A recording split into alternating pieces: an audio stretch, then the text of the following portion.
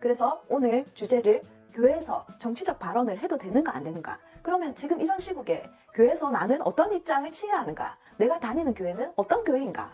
이런 부분에서 여러 가지 의견들이 분분하고 어려움을 겪고 계신 분들이 있다고 들었습니다. 그래서 여기에서 좀 정리를 해서 여러분이 여러분의 삶 속에서 어떻게 실천하시고 어떻게 이 시국을 돌파해 나가실지 한번 얘기해 보도록 하겠습니다. 이 교회가 가장 지금 이제 핵심 포인트입니다. 지금 여기 이 교회가 우리는 시 공간을 뛰어넘어서 살 수 없는 유한한 존재이기 때문에 국가라는 그릇에 교회가 담겨 있는 것입니다. 우리는 좌로나 우로나 치우치지 않아야 한다고 이렇게 말하지만 우리 속에는 이런 게 궁금해요. 이념이 무엇인지, 정치 체제가 무엇인지, 우리는 어떻게 선거해야 되는지, 나라가 바로 서려면 어떻게 해야 되는지, 그리고 지금 우리는 어떻게 살아야 되는지, 세상에 나가서 어떻게 말해야 되는지 이런 것들이 궁금한 것 투성입니다. 근데 교회에서는 말하지 말하니까 해결해 줄 수 없는 거예요.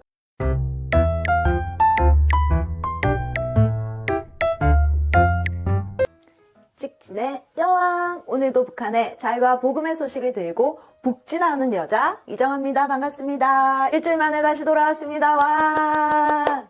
제가 저번 주에 말씀드렸듯이 인천, 서울, 속초, 고성, 강릉 이렇게 다 돌고 부산에 왔는데요. 2025 글비캠, 2025 글로벌 비전 캠프 답사도 잘 다녀오고 좋은 분들도 많이 만나고 그렇게 돌아왔습니다. 기도해 주셔서 감사합니다.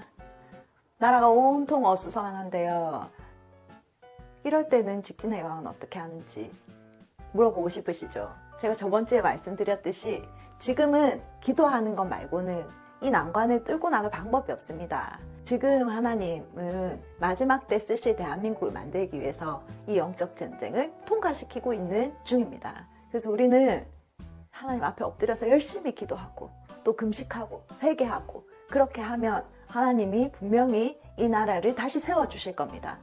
우리가 새벽이랑 밤 그렇게 아침 저녁으로 하나님 앞에 엎드려서 기도합니다. 매일매일 100명 이상의 701 기도 특공대들이 금식으로 통성기도로 함께하고 있는데요.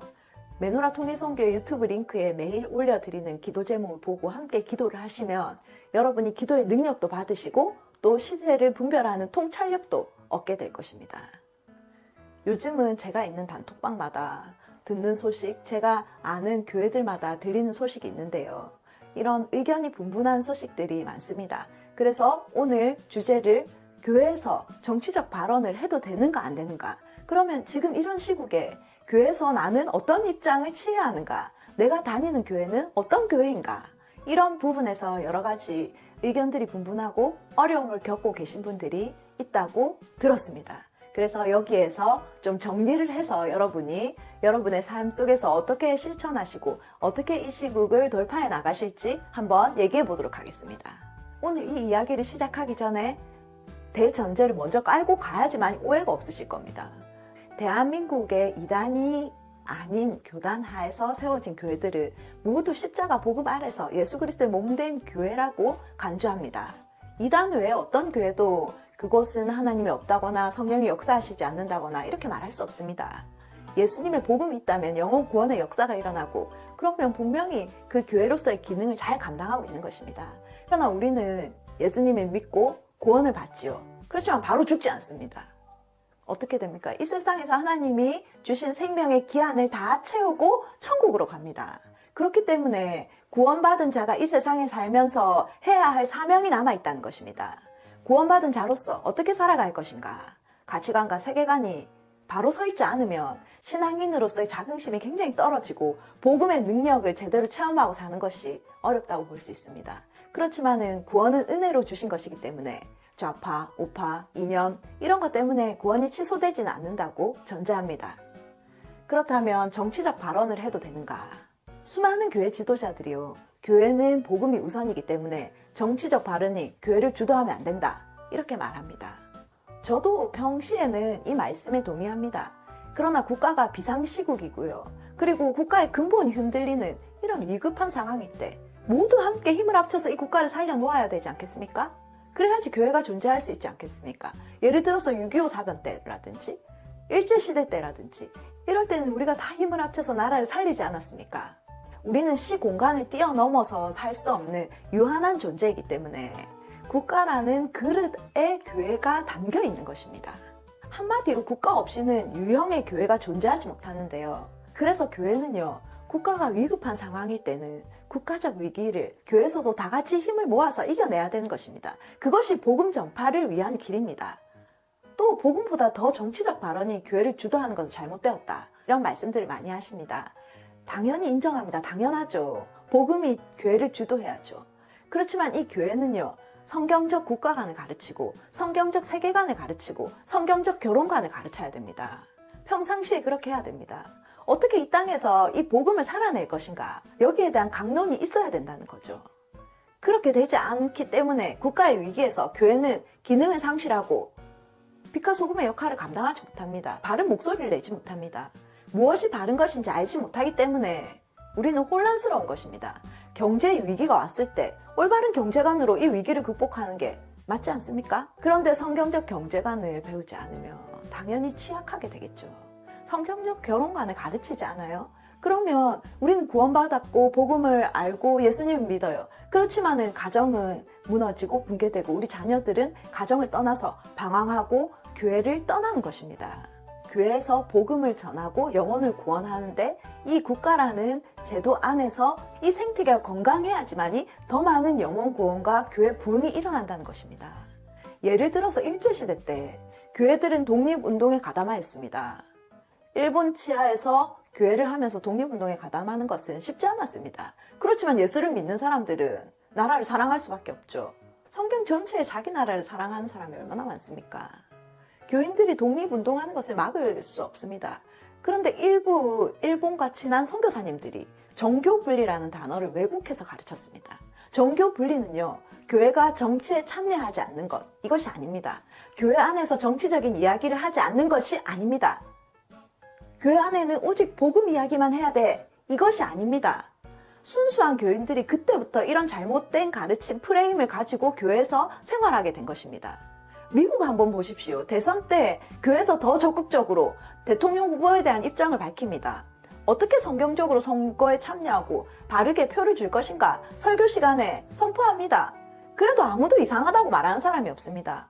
한국만 이런 이상한 풍토가 자리 잡은 것입니다. 정교 분리는요, 교회가 정치에 참여하지 않는 것이 아니고 정부가 교회에 간섭하는 것을 견제하는 제도입니다.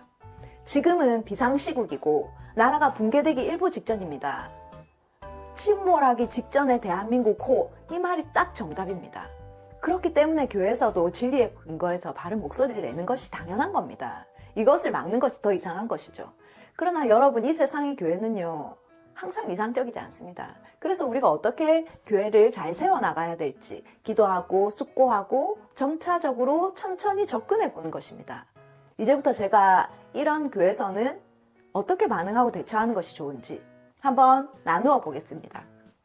일단 우리는 올해 10월 27일에 모든 교회들이 초교파적으로 차별금지법을 반대하기 위해서 광화문과 여의도에 모여서 집회를 했습니다. 연합 예배를 드렸죠. 그때 우리는 하나님의 말씀에 근거해서 차별금지법을 찬성하는 교회들은 이율배반적이다, 이렇게 모두 동의했습니다.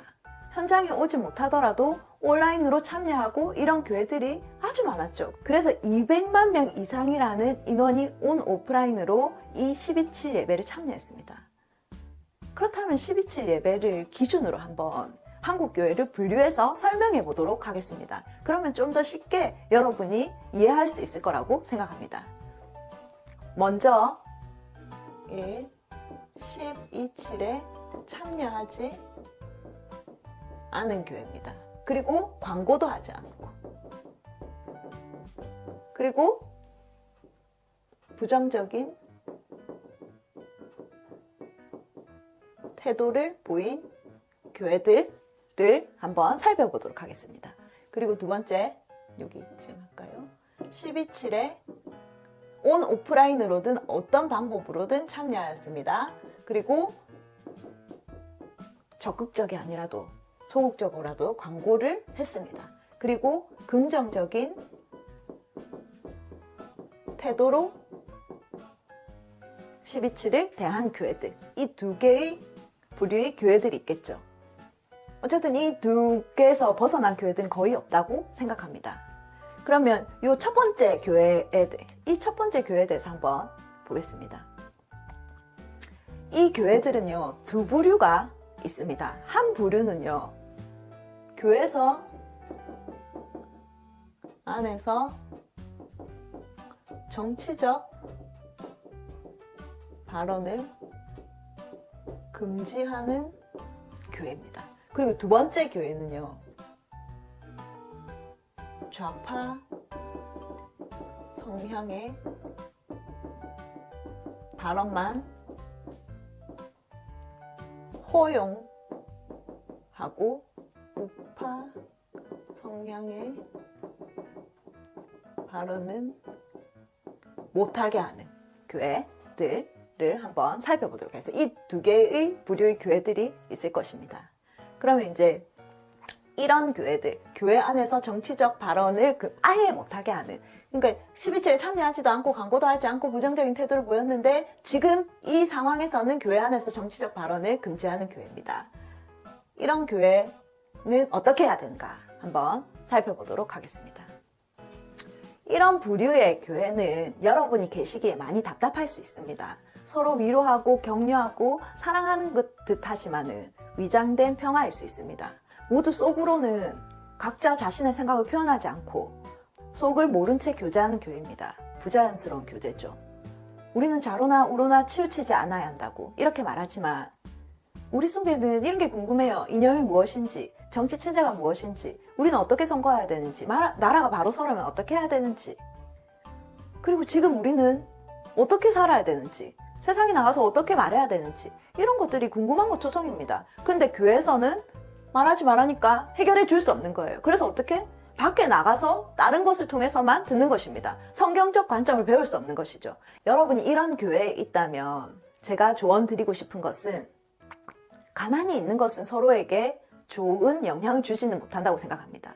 그러면 그렇게 하면 안 돼. 정치적 발언 괜찮아. 얘기해야 돼. 이런 식으로 그냥 일방적으로 얘기할 것인가? 그렇게 하지 말고 여러분이 분명한 지식을 가지고 교회에 말해보면 좋을 것 같은데 말할 때 인격적이고 또 서로 존중하고 소통하는 자세로 말하면 좋을 것 같습니다. 여러분이 정말 기도하면서 지혜롭게 접근해 본다면 하나님께서 좋은 방법을 주실 것입니다. 그래서 여기는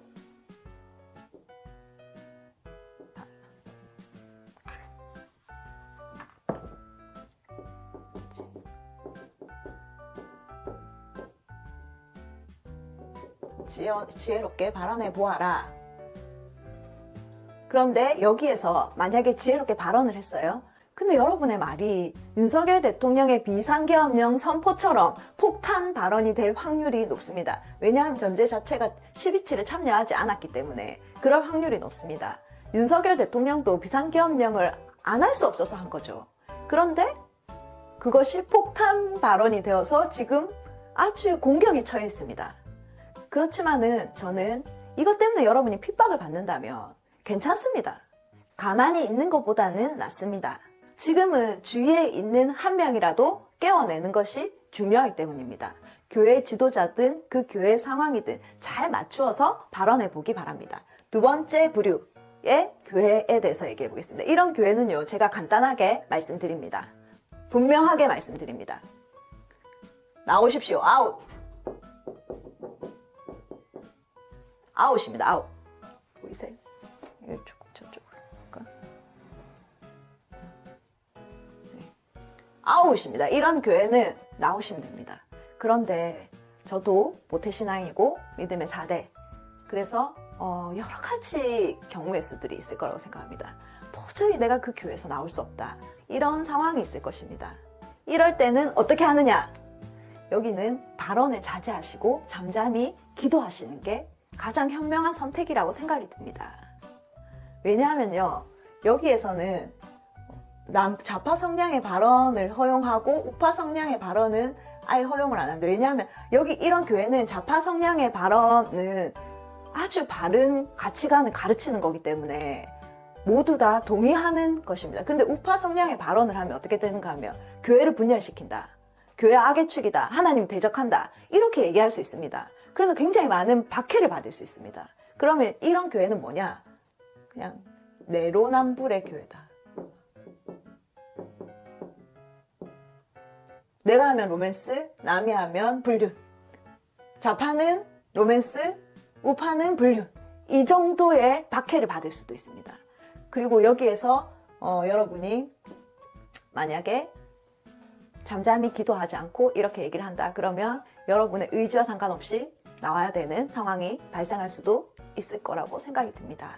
여러분이 지혜롭게 판단해서 이 두 개의 부류의 교회들에서 잘 대처를 하시기 바랍니다. 그러면 이제 12.7에 참여를 했고 광고도 적극적이든 소극적이든 광고도 했고 긍정적인 태도를 보였다. 여기에도 두 부류의 교회가 있습니다. 첫 번째 교회는요. 교회 안에서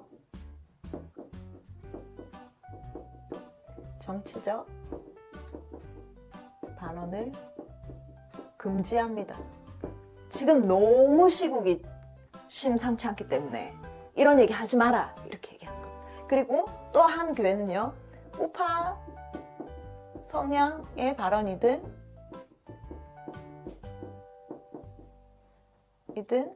좌파 성향의 발언이든 모두 허용하는 됩니다. 이런 정치적 발언을 모두 허용하는 겁니다. 이런 두 부류의 교회가 있을 것입니다. 이 교회가 가장 지금 이제 핵심 포인트입니다. 지금 여기 이 교회가 핵심 포인트인데요.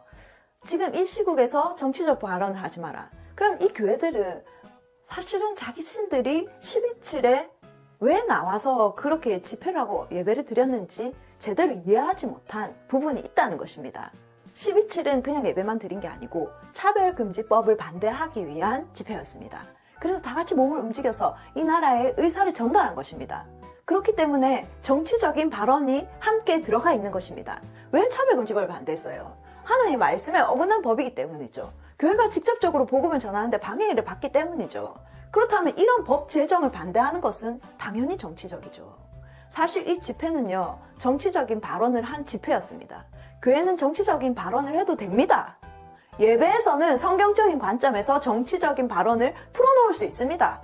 그렇기 때문에 12.7 연합 예배는요, 예배도 맞고 정치적인 발언을 한 집회도 맞습니다.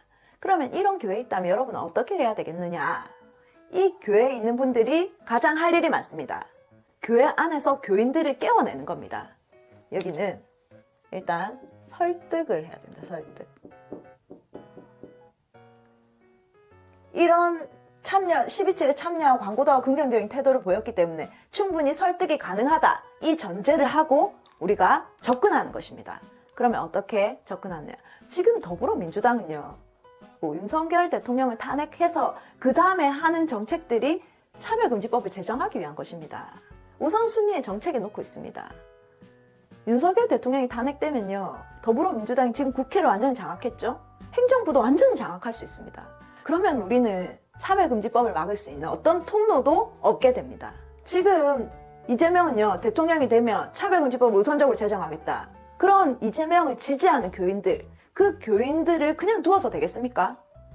진리의 빛을 비추어서 교인들이 바른 판단을 할 수 있도록 도와줘야 되지 않겠습니까? 그래서 여러분들이 설득해야 되는 것입니다. 설득을 어떻게 할 것인가? 일방적으로 막 이렇게 해야 되는 저렇게 해야 되는 정죄하면 안 되고요. 인격적인 방법으로 다가가야겠죠. 우리는 항상 이상적인 교회를 꿈꿉니다. 그런데 이상적인 교회는 없습니다. 그렇기 때문에 여러분들이 그런 교회를 만들어가는 한 명 한 명이신 것입니다.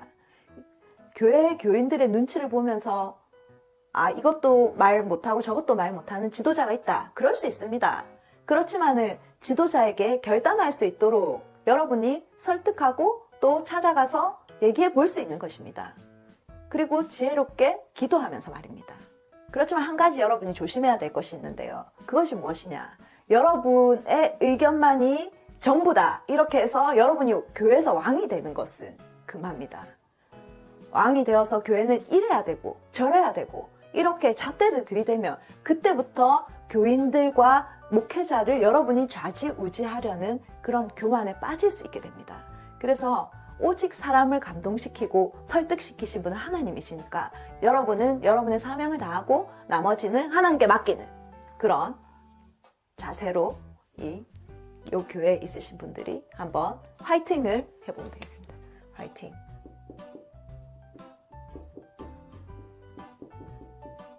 화이팅입니다.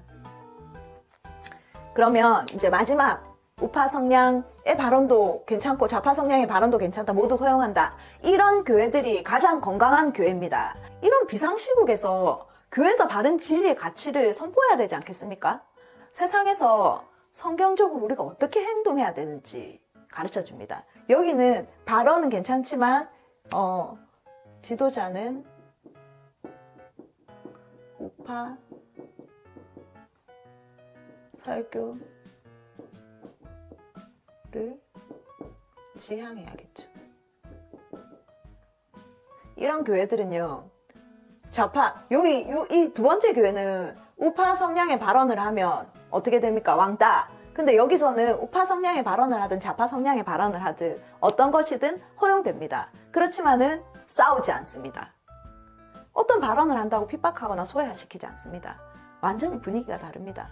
자유라는 것이 존재한다는 것입니다. 자유가 무엇이냐? 자유라는 것은 항상 자유를 침해하는 자들과 함께하는 그런 리스크를 품으면서 가는 것입니다. 그것이 자유입니다. 하나님도 우리를 품으셨듯이 말입니다. 이런 자유가 존재하기 때문에 이 네 번째 교회는 건강하지만 점진적으로 성장하게 되어 있습니다. 인격적이지만 경계가 있습니다. 질서가 있다는 거죠. 인간의 한계를 인정하고 하나님께 엎드려 구하지만 인간의 헌신도 중요하게 생각합니다. 그 안에서 하나님의 인도하심을 점차적으로 구하는 것입니다. 이런 교회에서는 여러분이 감사하셔야 됩니다. 그렇지만은 감사해서 끝나면 안 되고 여러분 더 열심히 나라를 위해서 기도하시고요. 주위에 있는 사람들과 함께 같이 더 기도하셔야 됩니다. 그리고 701 기도 특공대에 함께 금식하면서 참여할 수 있도록 독려하시면 좋을 것 같습니다. 여러분이 사명을 다하셔서 하나님께 칭찬받는, 잘했다 충성된 종아 칭찬받는 여러분들이 되시기를 바랍니다. 자, 마지막 멘트 하겠습니다. 직진의 왕은 자유민주주의, 자유시장경제, 기독교육국론, 한미동맹의 이승만 대통령의 건국 정체성으로 통일 한국의 문을 여는데 전력하기로 약속합니다. 들어주셔서 감사합니다. 또 뵐게요.